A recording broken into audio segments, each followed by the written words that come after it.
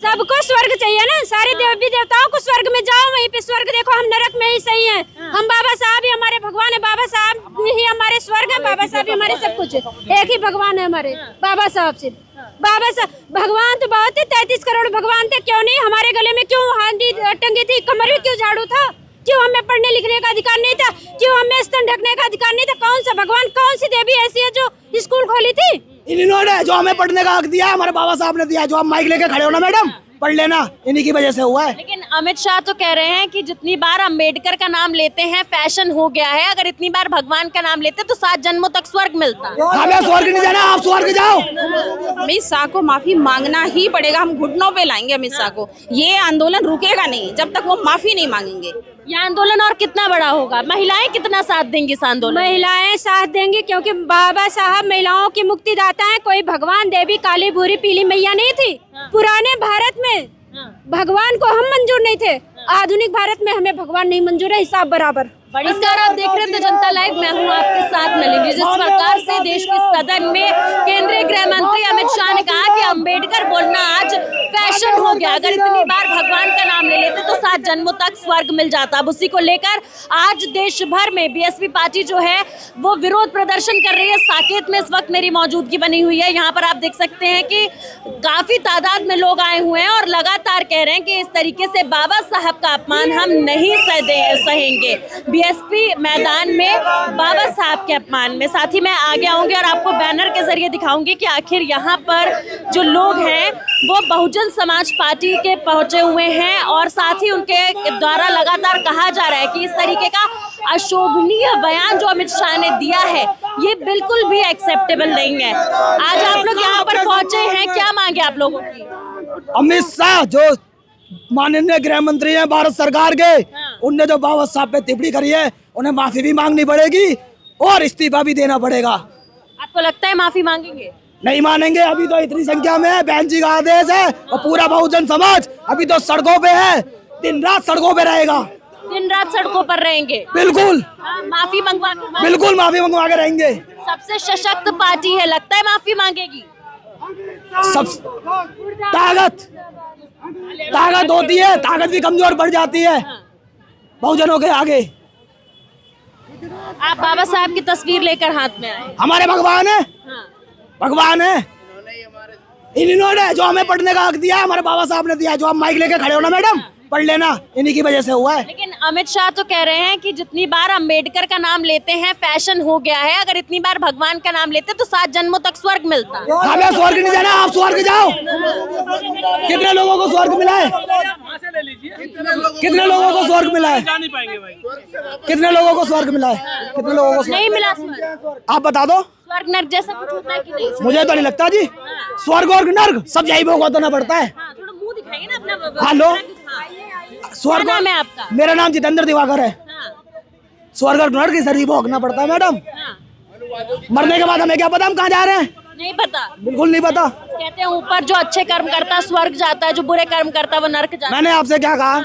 अच्छे कर्म बुरे कर्म सही सब यही दिख जाते हैं। अगर जवानी में बुरे कर्म दिखोगे तो बुढ़ापे में घसीट घसीट के मरता बंदा, यही सब कुछ दिखा देते हैं, वो आपको ही पता है। महिला भी है यहाँ पर, इनसे भी बात करेंगे। आज आप पहुँचे हैं, क्या नाम होगा आपका? मेरा डॉक्टर अस्मिता है।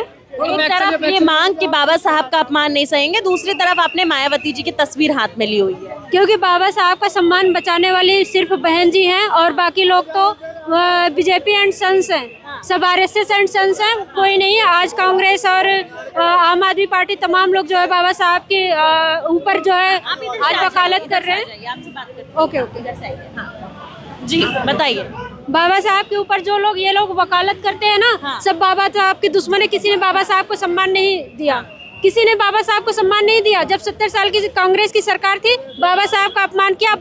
भारतीय जनता पार्टी की सरकार, इन्होंने बाबा साहब का अपमान किया, यानी कांग्रेस का जैसे अंत हुआ वैसे भारतीय जनता पार्टी का अंत होना है। भारतीय जनता पार्टी का अंत कैसे होगा? मोदी जी को तो सबसे ज्यादा पसंद किया जा रहा है। बाबा साहब का अपमान जिसने भी किया है वो खत्म हुआ है। एक तरफ आपने मायावती जी की तस्वीर ली है, दूसरी तरफ बाबा साहब की तस्वीर, और अंदर मान्यवर साहब कांसीराम को निकालिए, उनको भी लिया है। हमारे लोगों ने बाबा साहब को तो भारत रत्न बहन जी ने दिलाया, मान्यवर साहब कांसीराम ने दिलाया, यही कांग्रेस के लोग तो नहीं दिला रहे थे। आज वो कांग्रेस के लोग जो है बाबा साहब के हाथ में फोटो लेके बैठ रहे हैं हर जगह, अचानक से नीले क्यों हो गए? जब मोदी जी रैलियों में जाते हैं तो कहते हैं कि जय भीम का नारा लगा देते हैं, कहते हैं मैं बाबा साहब अम्बेडकर को बहुत मानता हूँ, लेकिन उन्हीं के नेता सदन में जब बयान देते हैं बाबा साहब को लेके कि अम्बेडकर बोलना फैशन हो गया, तो मोदी जी चुप्पी साधे हुए हैं। ये जनता को समझ में आ गया, मोदी जी चुप्पी। ये लोग पहले से ही, इन लोग मनुवाद चलाना चाहते हैं अम्बेडकरवाद से, इनको पहले से ही डर था। बाबा साहब की मूर्तियां हटाई, बाबा साहब को नई पार्लियामेंट में सबसे पहले स्थापित नहीं किया, बाबा साहब का जो पार्लियामेंट के अंदर अपमान किया, तो इनका शुरू से ही चला आ रहा है। इनके लोगों ने, कांग्रेस के लोगों ने, भारतीय जनता पार्टी के लोगों ने हमेशा बाबा साहब का अपमान बात करेंगे। बार बार आप लोग विरोध प्रदर्शन दर्ज करते हैं, लेकिन होता कुछ नहीं। क्या लगता है अमित शाह माफी मांगेंगे? आसान है इतना माफी मंगवाना? माफी मांगेंगे, माफी तो माफी, हम इस्तीफा मांगते हैं। एकदम लहजा ही बदल गया, माफी मांगेंगे कह रही हैं। नहीं, माफी नहीं, माफी मांगे साथ में इस्तीफा दे, वो नहीं पड़ेगा जी, इस्तीफा दे, उसका इस्तीफा चाहिए हमें। अब तक देना होता तो दे दिया होता इस्तीफा। देना पड़ेगा। जिस दिन बहुजन समाज पार्टी के लोग मैदान में आते हैं ना, तो अच्छे अच्छे लोग बदल जाते हैं। तो अभी तक मैदान में नहीं आए क्या बहुजन समाज पार्टी के लोग? नहीं, आज आए ना, अभी तक आ ही रहे थे। क्यों लग गई? के ऊपर, आरक्षण के ऊपर आए ना।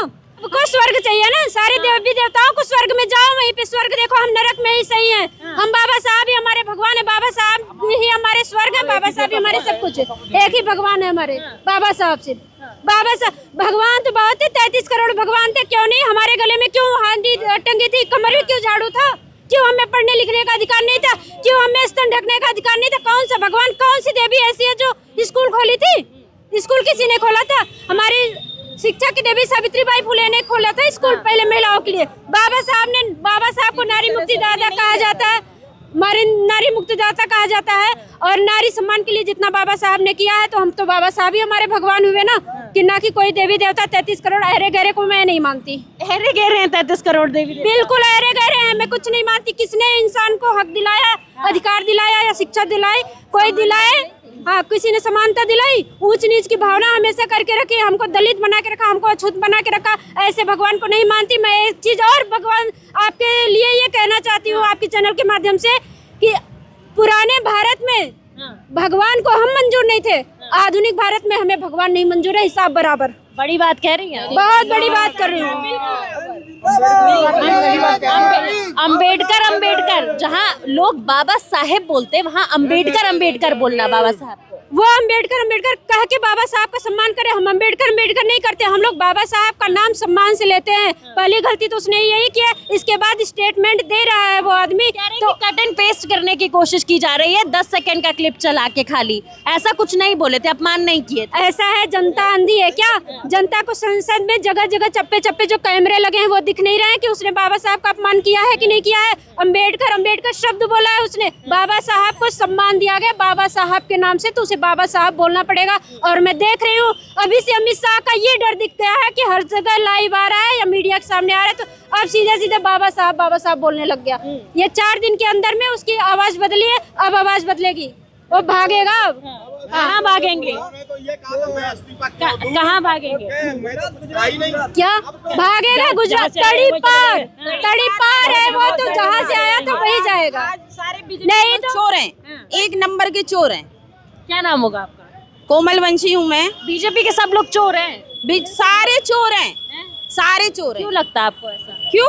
देख लीजिए ना, हाँ, आप अमित शाह देखिए, तड़ी पार थे, हाँ, हैं आए हैं। योगी को देख लीजिए, वो क्या थे? वो एक नंबर के गुंडा थे, गुंडा। और आज देखिए, आज वो, क्योंकि ये पूरी भ्रष्ट है, पूरी बीजेपी ही भ्रष्ट है। तो भ्रष्ट नेता क्या करेंगे? यही सब करेंगे, लोगों का अपमान करेंगे, संसद में लड़ाई झगड़ा करेंगे। ठीक है, कह रहे अपमान नहीं, असली साजिश है संविधान को खत्म करना है, ऐसा कुछ है क्या? बिल्कुल असली साजिश है संविधान को खत्म करने का। चलते चलते बात करते हैं। बिल्कुल। तो आपको क्यों लगता है संविधान को खत्म करना चाहते हैं? क्योंकि वो मनुस्मृति लाना चाहते हैं, वो पुराना वाला वो लाना चाहते हैं, कर्मकांड, जिसमें दलितों को दबाया जाता था, औरतों को स्तन ढकने का अधिकार नहीं था। ठीक है, गले में हांडी, पीछे जो है झाड़ू लगा दी जाती थी, ये जातिवाद लाना चाहते हैं। यहाँ राज्य कहाँ है? जनता का राज्य। देश मनुस्मृति से चलेगा कि संविधान से चलेगा? संविधान से चलेगा, मनुस्मृति से नहीं चलेगा। चल रहा है देश और संविधान से ही चलेगा। किसी के बाप की बपौती नहीं है संविधान। संविधान सबको समान अधिकार देता है। तो संविधान मांग उठती है आराम से, आए दिन मांग उठती है कि देश मनुस्मृति से चलना चाहिए, ऐसा होना चाहिए क्या? क्यों चलना चाहिए? मनुस्मृति में क्या है?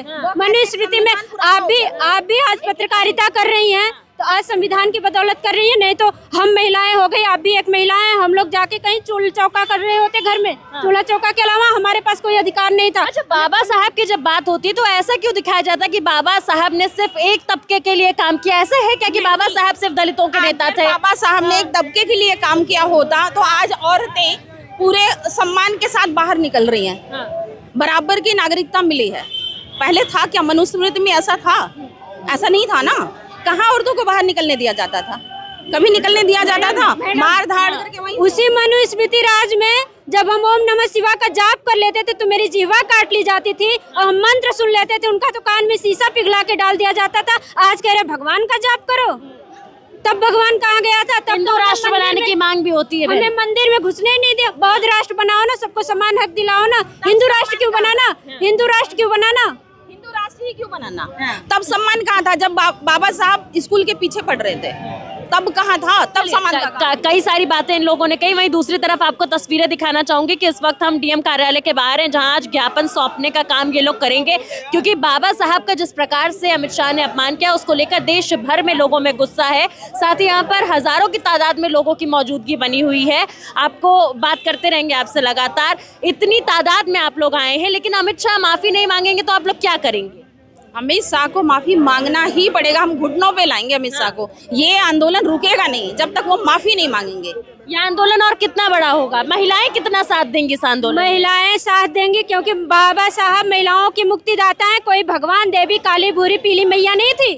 भगवान जो है, भगवान को बाबा साहब ही है महिलाओं के भगवान के, तो महिलाएं ही निकल के आएंगी। और पुरुष भी आज हमारे जो संख्या बल दिख रही है आपकी ना, इस संख्या बल से हमारा मनोबल जितना बढ़ा है, आप इस चीज का अंदाजा लगा सकते हैं कि अमित शाह को माफी मांगनी पड़ेगी और कहीं न कहीं उसे इस्तीफा भी देना चाहिए। मैं तो ये मांग करती हूँ उसे इस्तीफा देना चाहिए और उसकी जगह किसी दलित समाज के व्यक्ति को होम मिनिस्टर बनाना चाहिए, तब हमारी मांग पूरी। एक बड़ी मांग कर दी आपने। जी ठीक है, तो ये आपने महिलाओं को सुना और कहीं ना कहीं देखिए बात बिल्कुल साफ है कि ये लोग कह रहे हैं कि जब तक माफी नहीं मांगी जाएगी तब तक हम पीछे नहीं हटने वाले। अमित शाह को हम घुटनों पर लाकर छोड़ेंगे। खैर, ये तो आने वाला वक्त बताएगा कि अमित शाह माफी मांगेंगे या नहीं, लेकिन तस्वीरें इस वक्त लगातार हम साकेत से आपको दिखा रहे हैं। इसी प्रकार से जनता के तमाम मुद्दे आप तक पहुंचाते रहूंगी। देखते रहिए द जनता लाइव।